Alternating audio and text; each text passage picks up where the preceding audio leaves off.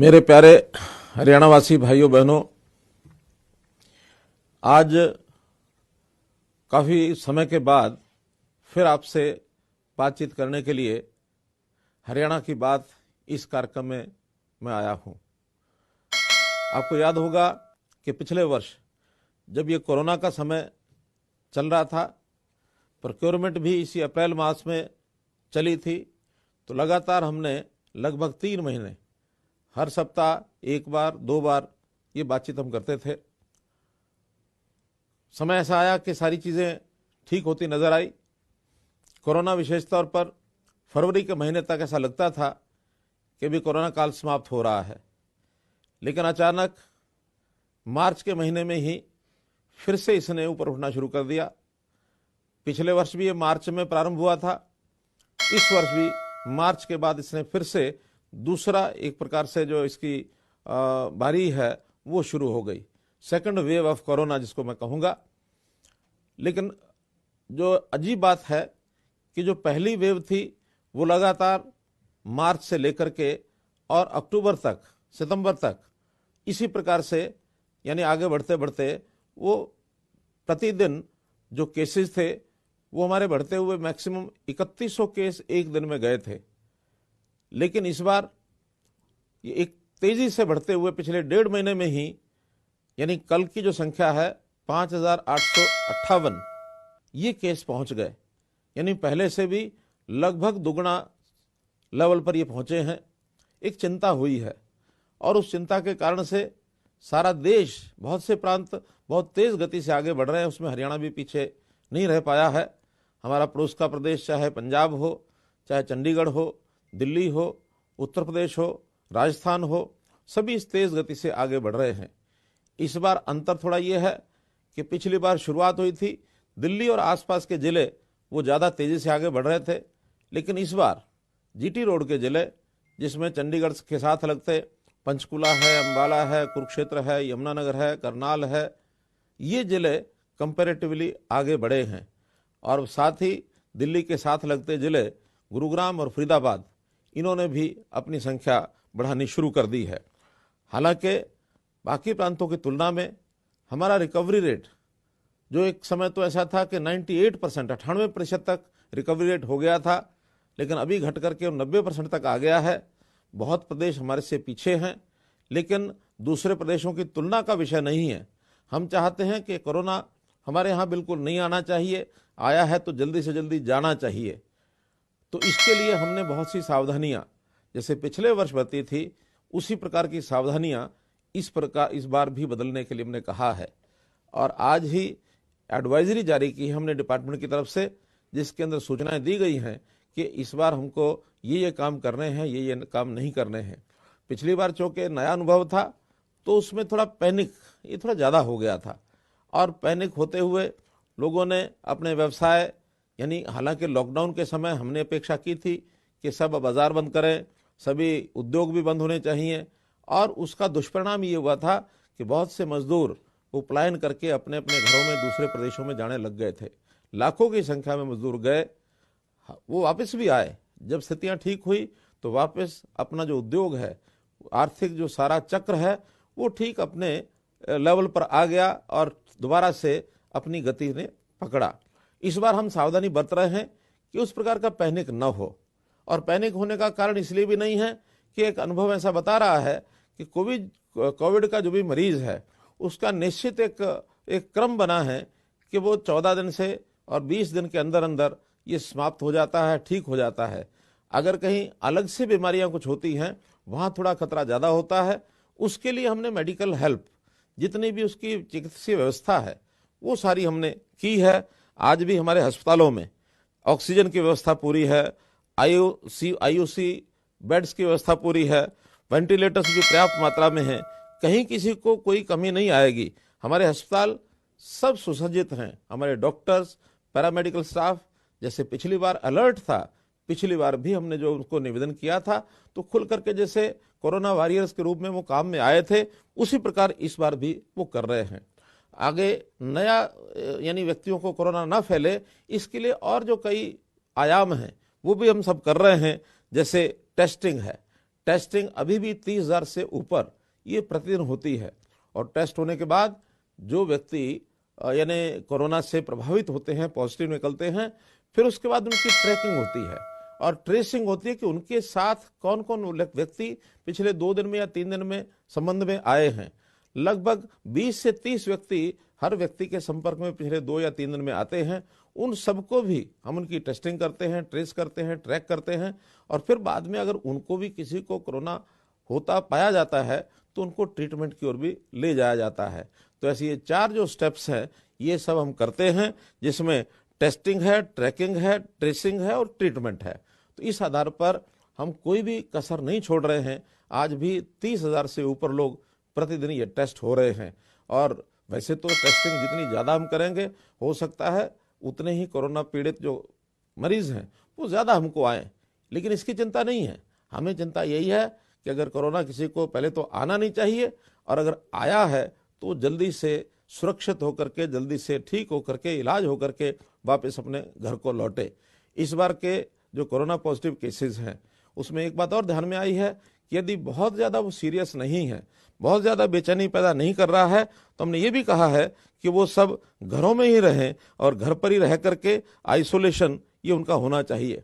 Isolation की जितनी भी किट्स हैं ये उनको उपलब्ध करा दी जाती हैं कि जिसको जैसी आवश्यकता हो। मास्क है, मास्क के साथ सैनिटाइजर है, दस्ताने हैं और उनको सबको यानी एक प्रकार से घरों में एक प्रकार से उनको जा करके जांच करने के लिए हमारी जो डॉक्टर्स की टीमें हैं वो भी तैयार रहती हैं। घर घर जा करके पैरामेडिकल स्टाफ है वो भी जा करके उनको चेक करता है, कोई परेशानी आए तो उनको वो एक प्रकार से उसको ठीक करते हैं। टेली परामर्श सुविधा, हर दिन 2 बार उस मरीज को टेलीफोन से भी जानकारी ले ली जाए कि कहीं कोई दिक्कत तकलीफ नहीं है। ऐसी व्यवस्थाएं भी हमने की हैं और यदि कहीं कमी है उसको भी हम और इसको ठीक करने के लिए आगे बढ़ाएंगे चीज़ों को। जहाँ तक अस्पतालों में चीज़ों की उपलब्धता है उसके अंदर अस्पतालों के चाहे पीपी किट्स हैं, मास्क हैं, सैनिटाइजर है, सैनिटाइजेशन की बॉटल्स लिक्विड की हैं, बिस्तरों की संख्या है, क्लोरोक्विन की गोलियां हैं और विशेष तौर पर जो रेमडेसिविर ये जो गोली है इसकी भी इंजेक्शन की पर्याप्त संख्या हमारे पास है। कहीं किसी को परेशान होने की जरूरत नहीं है। ये एक ऐसी दवा है जो बहुत आवश्यक होने पर ही वो मरीज को लगाई जाती है। हमने इसके लिए हेल्पलाइन नंबर भी बनाए हैं 3 जिलों का, विशेषकर पंचकुला, गुरुग्राम और फरीदाबाद, जिनका एक अलग से नंबर रखा है। अगर आप चाहें तो आप नोट कर सकते हैं, वैसे समाचार पत्रों में दिया भी है, फिर भी उसको नोट करें। 855-889-3911 855-889-3911। ये 3 जिलों के लिए इस नंबर पर हम जो है हेल्प लाइन के नाते इसका उपयोग कर सकते हैं। और अन्य जो जिले हैं उसमें 1075 1075 1075 इस 4 अंकों के नंबर का हम उपयोग कर सकते हैं।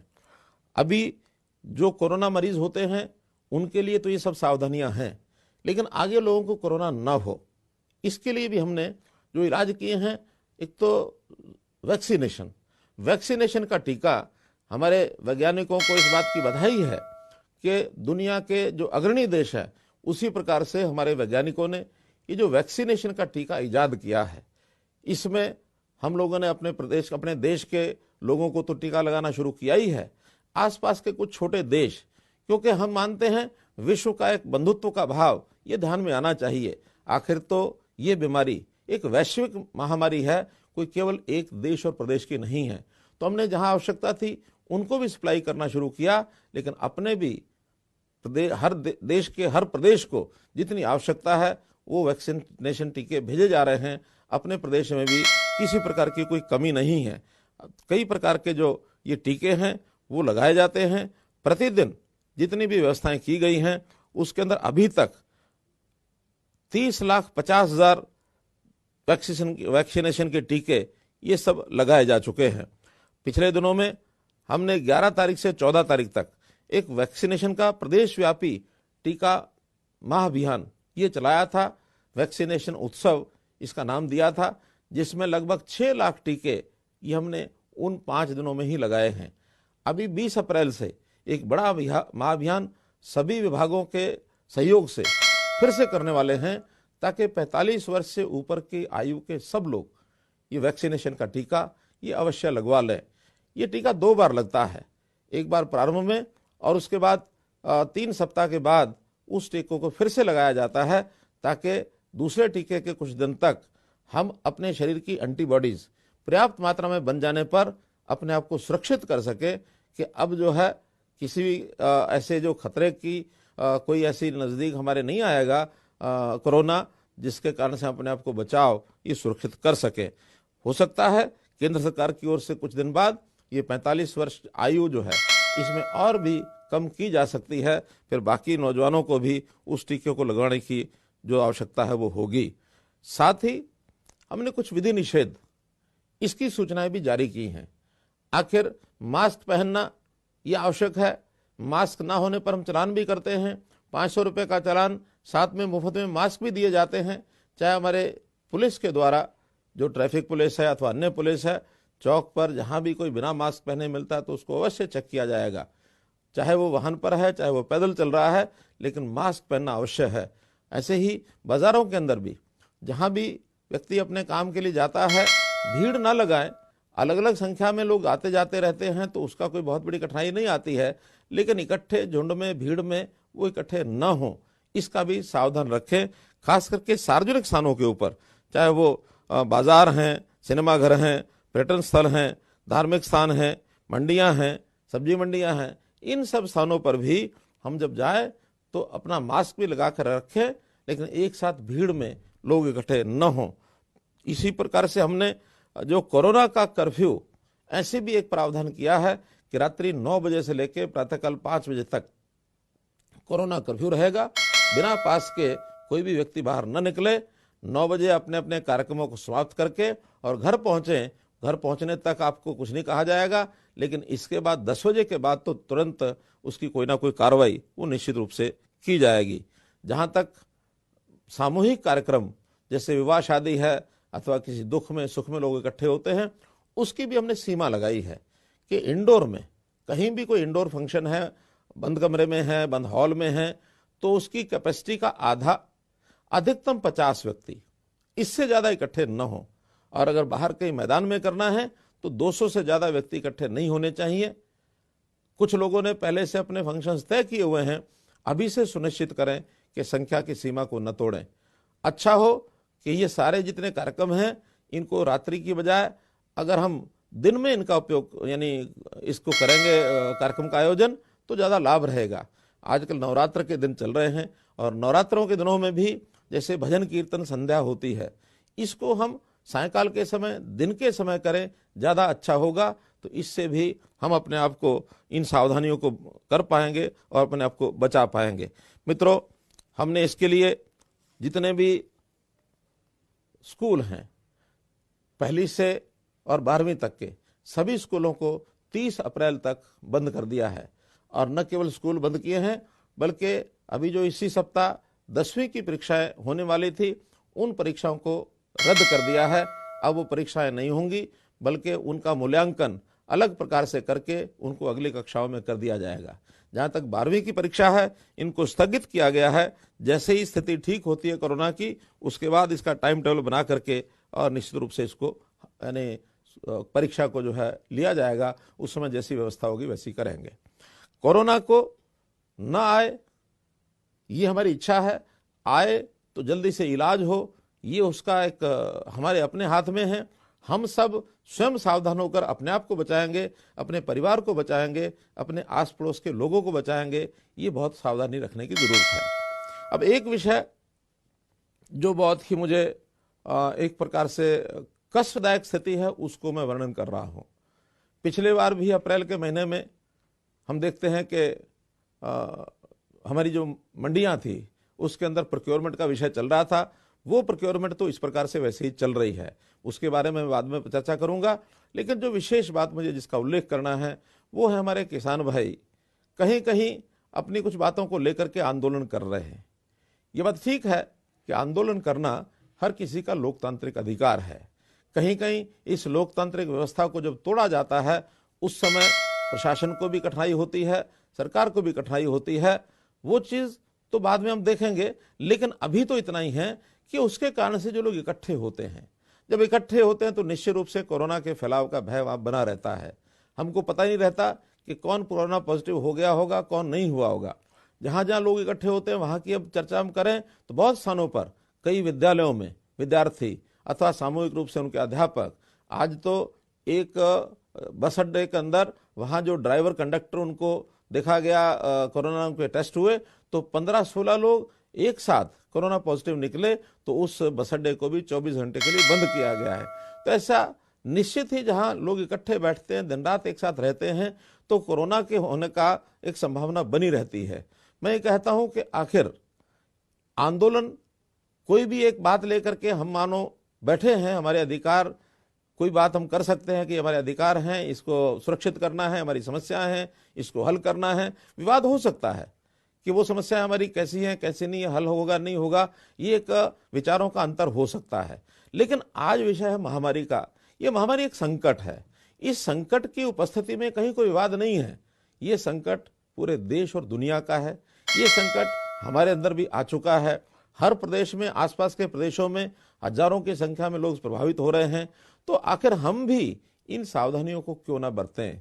जान है तो जहान है। अगर हमारी जान नहीं बची तो फिर ये सब चीजें यहीं के यहीं रह जाएंगी। इसलिए मेरी अपील है ऐसे किसान बंधुओं से कि ये अवसर अब उस प्रकार के आंदोलन करने का नहीं है, इकट्ठे रहने का नहीं है। आपके आंदोलन को दर्ज किया जा रहा है।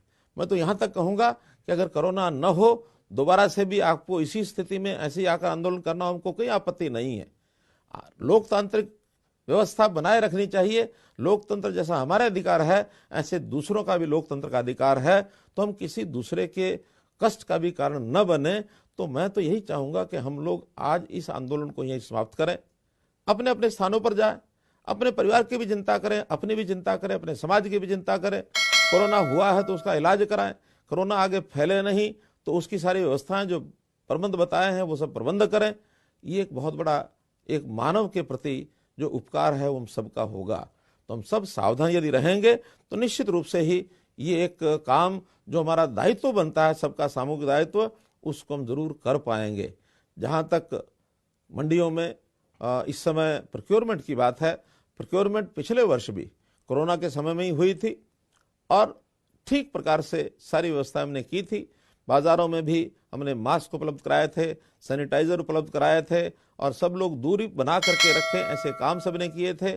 और मंडियों के परचेज सेंटर ये हमने अलग से बनाए थे, बड़ी संख्या में बनाए थे। इस बार भी हम वो सब कर रहे हैं। हमारी प्रोक्योरमेंट में इस समय आधे से ज़्यादा अनाज जो है वो मंडियों में आ चुका है, लगभग 60%। 80 लाख मीट्रिक टन ये अनाज आना है। 50 लाख मीट्रिक टन ये अभी तक आज तक आ चुका है, जिसमें से 40 लाख मीट्रिक टन इसकी एक प्रकार से खरीद की जा चुकी है और 25 लाख मीट्रिक टन लगभग उसका उठान भी हो चुका है। तो ये उठान हर दिन बढ़ोतरी इसकी हो रही है। उठान जल्दी से जल्दी हो, ये हमारा प्रयत्न है। ट्रांसपोर्ट व्यवस्थाएं सबने की हुई हैं। डिप्टी कमिश्नर्स को पूरे अधिकार दिए हुए हैं कि ट्रांसपोर्टर्स को यदि माल उठाने में दिक्कत आती है अलग से व्यवस्थाएं करें, लेकिन मंडियों में अनाज रखा न रह जाए, क्योंकि अनाज जो है वो खुले आकाश के नीचे रखा है। जैसा हम देख रहे हैं आज भी वर्षा का मौसम हरियाणा में बना हुआ है। कहीं अगर वर्षा आती है तो उस अनाज का नुकसान हो सकता है। वो नुकसान चाहे किसान का हो, चाहे सरकार का हो, चाहे किसी एजेंसी को हो, एफसीआई का हो, आखिर तो हमारा सबका नुकसान है। प्रदेश का नुकसान, किसान का नुकसान, जनता का नुकसान, देश का नुकसान, आखिर हमारा सारा सबका नुकसान है। तो ये नुकसान किसी का ना हो, इसकी सावधानी बरतने के लिए आज जो अनाज आए हुए हैं उसका जल्दी से उठान हो, ऐसा मैं सभी एजेंसी के ट्रांसपोर्टर्स को कहूँगा, डिप्टी कमिश्नर्स को भी कहूँगा। लेकिन मैं किसानों से भी अपील करूँगा कि एक दिन के लिए, 2 दिन के लिए जहाँ ज़्यादा अनाज आ गया है, ग्लटिंग हो गई है, भीड़ हो गई है, अनाज बाहर निकाला नहीं जा रहा है, वहाँ 2 दिन लाने की स्पीड थोड़ी कम कर लें। 2 दिन के बाद ये सारी मंडियां खाली होने पर, या सारी खाली नहीं होंगी तो कम से कम उतनी जगह बनने पर दोबारा से हम लेकर के आएंगे, तो इसमें हमारा भी लाभ होगा। ये ज़रूर हम करें। और जहाँ तक मंडियों में व्यवस्था की बात है, सब व्यवस्थाएं हमने पूरी की हैं। बारदाने की कहीं कोई कमी नहीं है, गोडाउन्स में जगह की कोई कमी नहीं है, ट्रांसपोर्टेशन में थोड़े वाहनों की कमी हो सकती है, जिसका मैंने कहा कि डिप्टी कमिश्नर को हमने पूरे अधिकार दिए हैं, वो सब इसको ठीक कराएंगे। और जहां तक पेमेंट की बात है, पैसे की बात है, इस बार व्यवस्था की है कि किसान के हर एक के खाते में ये पैसा जाएगा। अभी तक मेरी जानकारी के हिसाब से 650 करोड़ रुपया ये किसानों को जा चुका है, क्योंकि अभी 3 दिन से ही पैसा जाना शुरू हुआ है। बाकी जितनी भी अनाज की खरीद है, वो खरीद जैसे ही उठान होता है, उठान के साथ साथ एग्जिट पास कटने के बाद और उनका जो टाइम है पेमेंट का वो शुरू हो जाता है। उसके 72 घंटे के अंदर अंदर उनके खाते में ये पेमेंट जरूर पहुंचेगी, ऐसा हमने सुनिश्चित किया है। तो इस प्रकार से आप सबका इसमें सहयोग चाहिए, किसानों का भी सहयोग चाहिए, मंडी में आड़ती भाइयों का भी सहयोग चाहिए। हमारा जो एडमिनिस्ट्रेशन है वो डट करके अपनी ड्यूटी निभा ही रहा है, कहीं कोई लापरवाही न बरते, ये मेरा आपसे अनुरोध है। मैं फिर से आज उसी विषय पर आऊँगा कि जो कोरोना की महामारी है, इससे हमको बचना है और ये लगातार दूसरे वर्ष का ये क्रम चल पड़ा है। पिछले अनुभवों का लाभ उठाते हुए हम इस बार सारी बीमारी से दूर रहने के लिए जो विधि निषेध बताए हैं उसको लागू करें और कोई पैनिक ना फैलने दें। खास करके मैं हमारे जो मजदूर भाई हैं, जो फैक्ट्रियों में काम करते हैं, उनसे मैं आग्रह करूंगा कि यहाँ रहें चाहे अपने प्रदेश में रहें, घर में रहें, स्थिति एक जैसी है, कहीं अंतर पड़ने वाला नहीं है। सावधानियां यहाँ भी बरतनी होंगी, सावधानियां वहाँ भी बरतनी होंगी। इसलिए हम निश्चिंत होकर के बिना किसी चिंता से अपने अपने काम में लगे रहें और वहाँ पर जो सूचनाएं आपको मिलती हैं, डिस्टेंस, दूरी बनाकर रखना, आधी संख्या दिन में काम करे, अगर डबल शिफ्ट करनी है तो आधी संख्या रात को करे, 3 शिफ्टें करनी है तो 3 बार शिफ्टें करें, इस प्रकार से। और किसी को छुट्टी के दिन भी अगर कोई फैक्ट्री बंद रहती है तो छुट्टी के दिन का उपयोग करें, लेकिन लगातार अपने काम को करते हुए सारी व्यवस्थाएं जो हमारे प्रबंधक हैं, जितने भी उद्योगपति हैं, वो सब प्रबंध व्यवस्था करके स्थानीय हमारे डिस्ट्रिक्ट एडमिनिस्ट्रेशन के साथ जुड़ करके रहें। कोई भी किसी प्रकार की कठिनाई आएगी तो हरियाणा सरकार आपके साथ खड़ी है, हरियाणा सरकार हर प्रकार सहयोग करेगी, किसी को कोई तकलीफ नहीं आने दी जाएगी। चाहे किसी को राशन की बात है, किसी को आर्थिक तंगी है तो आर्थिक स्थिति की बात आएगी, चाहे उद्योग है, चाहे दुकान है, चाहे मजदूर है, चाहे मालिक है, सब की चिंता की जाएगी। पिछले बार भी हमने जो कुछ किया था, लगभग 1500 करोड़ रुपए की व्यवस्था हमने पिछले वर्ष इसी काम के लिए की थी। इस बार भी अब हमारी लगातार मीटिंग्स चल रही हैं। हमारा जो एक ग्रुप बनाया टास्क फोर्स स्टेट लेवल पर, डिस्ट्रिक्ट लेवल पर भी हमने टास्क फोर्स बनाए हैं। वो सब टास्क फोर्स प्रतिदिन मिलते हैं, प्रतिदिन हर बात की बारीकी से जानकारी लेते हैं। और इसके बाद कैबिनेट की जो मीटिंग है हमारी, अगले 22 तारीख को हम कैबिनेट की मीटिंग भी कर रहे हैं। कुछ निर्णय और इसके अतिरिक्त लेने होंगे, उसमें लेंगे, लेकिन बिना किसी झिझक के आप सब लोग अपना मन एक बड़ा बनाकर एक